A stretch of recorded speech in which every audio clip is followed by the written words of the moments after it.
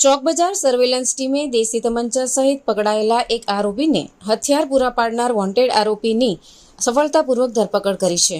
આરોપી પર આર્મ્સ એક્ટના ગુનાનો આરોપ છે। ગયા અઠવાડિયે ભરીમાતા રોડ ફૂલવાડી રોડ પર વિકાસ અશોકભાઈ ભાર્ગવ નામના ઈસમને દેશી બનાવટના એક તમંચા સહિત પકડવામાં આવ્યો હતો। આ સાથે જ ચોક બજાર પોલીસ સ્ટેશનમાં આ ગુનો દાખલ કરવામાં આવ્યો હતો।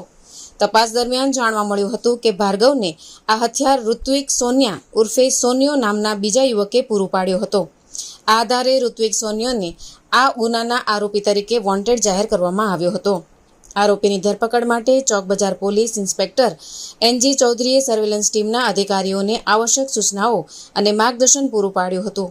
ઇન્સ્પેક્ટરના માર્ગદર્શનમાં સર્વેલન્સ ટીમના head constable Pravinsinh Deepsinhbhai, head constable Ghanshyambhai Gemabhai અને હેડ કોન્સ્ટેબલ પૃથ્વીરાજસિંહ રવજીભાઈએ અલગ અલગ સ્થળોએ તપાસ કરી આરોપી ઋત્વિક સોનિયાની ધરપકડ કરી ગુનાનો ભેદ ઉકેલી નાખ્યો છે।